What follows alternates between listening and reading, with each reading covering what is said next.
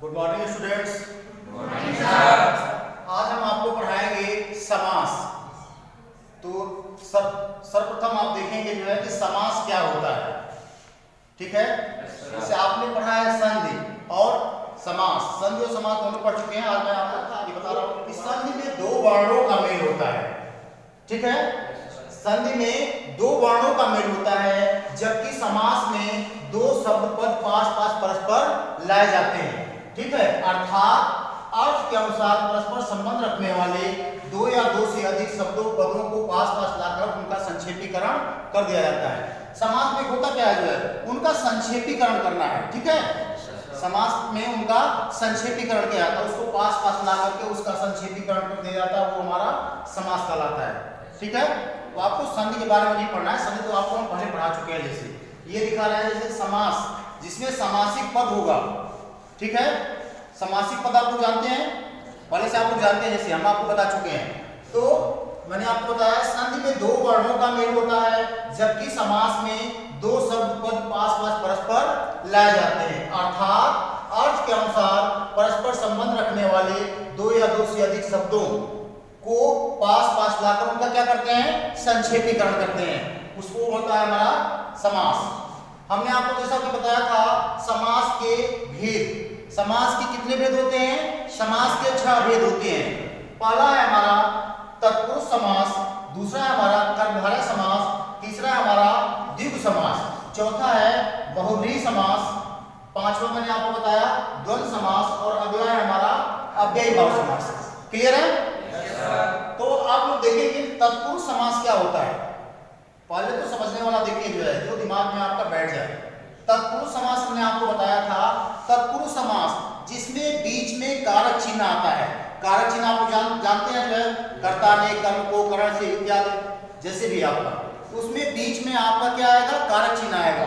तत्पुरुष समास उदाहरण देखिए, जैसा कि लिखा है सत्याग्रह, सत्य के लिए आग्रह, इसमें आपका तत्पुरुष समास है, क्योंकि इसमें कारक चिन्ह आ रहा है। राजपुत्र, राजपुत्र, तो राजपुत्र में क्या हो जाएगा, राजा का पुत्र। किसका पुत्र है ये? राजा का पुत्र। तो इसमें का आया, ये आपका क्या है, कारक है। तो बीच में जहां पे कारक चिन्ह आएगा उसमें हमारा तत्पुरुष समास होगा। क्लियर है? Yes sir. ढेर सारे उदाहरण है, लेकिन आप लोग देखते रहिए। कर्मधारय समास, कर्मधारय समास में हमने आपको बताया था उसमें विशेषण और विशेष्य आएगा, उसमें विशेषण और विशेष्य आएगा।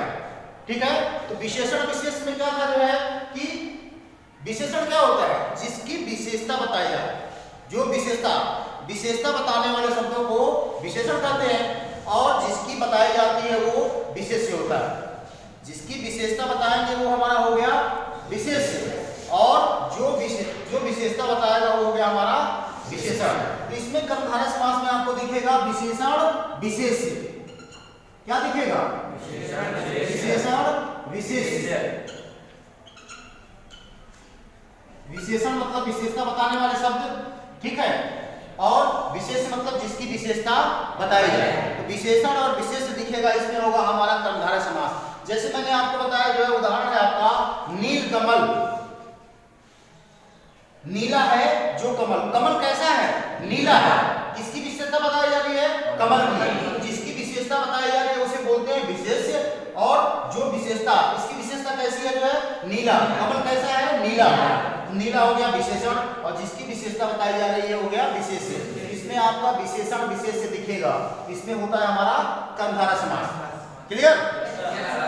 जैसे इसमें आपका आ जाएगा दूसरा वीडियो है, दूसरा कोई उदाहरण बताइए आप कर्मधारय समास का।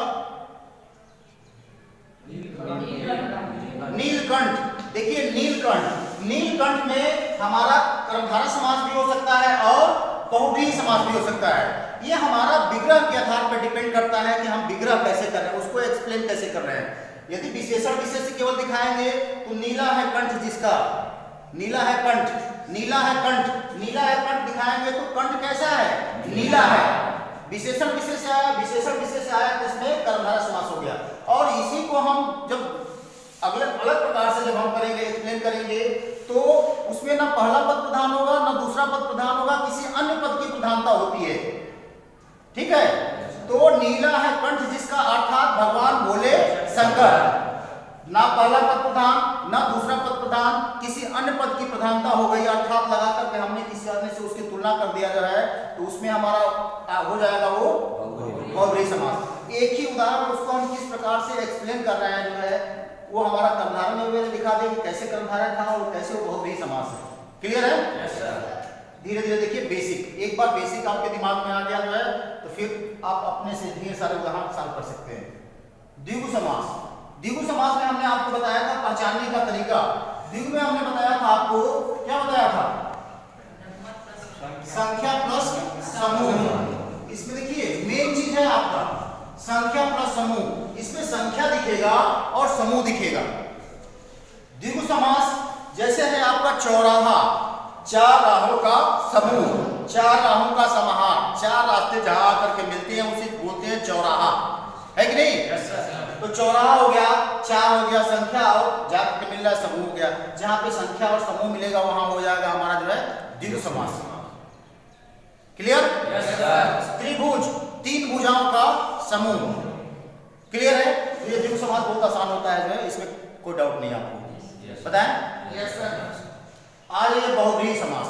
बहुब्रीहि समास में हमने आपको बताया कि बहुब्रीहि समास में न पहला पद प्रधान है न दूसरा पद प्रधान है, अर्थात लगा करके जब इसकी किसी अन्य से तुलना कर देते हैं वहां होता है हमारा बहुब्रीहि समास। जैसे उदाहरण मैंने बताया था आपको दशानन, 10 है आनंद जिसके अर्थात रावण।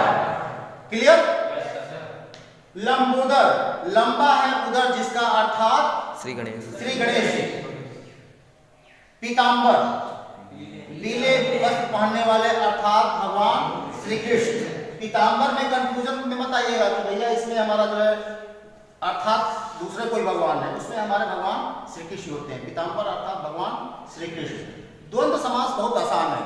द्वंद्व समास में मैंने आपको बताया था कि द्वंद्व समास देखिए पहचानने का पहले तरीका देखिए। इसमें क्या करेंगे, पहले तो डैश ऐसे दिखेगा, इसको बोलते हैं योजक चिन्ह। योजक चिन्ह ये डैश होगा, एक्सप्लेन करेंगे तो और आएगा, तथा आता है। ठीक है? जैसे माता पिता, माता और पिता, भाई बहन, भाई और बहन, बीच में योजक चिन्ह लगा रहता है। देखिए ये इसको बोलते हैं योजक चिन्ह, इसको ये जोड़ रहा है। माता पिता, भाई बहन, रात दिन, आना जाना, खाना पीना, ये क्या है उसमें हमारा द्वंद्व समास। क्लियर? अव्ययी भाव समास बहुत आसान है। अव्ययी भाव समास अच्छे लोगों को क्लियर नहीं होता है, लेकिन एक बार आप ध्यान से देख लेंगे जो है तो इसमें कुछ है ही नहीं। अव्यय, अव्ययी भाव में आइए डायरेक्ट देखिए। अव्यय, अव्यय मीन्स होता क्या है, जो व्यय ना हो, जो व्यय ना हो अर्थात जो खर्च ना हो, अर्थात जिसपे लिंग वचन कारक का कोई प्रभाव नहीं पड़ता है, वो होता है हमारा अव्ययी भाव समास। अव्यय जो खर्च ना हो अर्थात जिसपे लिंग वचन कारक का कोई प्रभाव ना पड़े, वो होता है हमारा अव्ययी भाव समास। हर साल एग्जाम में इससे क्वेश्चंस आते हैं, हर साल। समझ में आया? बिना इसके कोई भी जो है आपका कंपटीशन का एग्जाम बचा नहीं, मतलब हर साल इससे क्वेश्चंस आने ही आने हैं। इसके कुछ जैसे उदाहरण मैं बता देता हूं आपको। यथाशक्ति, यथा भक्ति, यथा साध्य, भरपेट, प्रतिदिन, ये इसमें हमारा जो है अव्ययी भाव समास है। देखिए यथाशक्ति, यथाशक्ति मैं आपकी मदद करूंगा।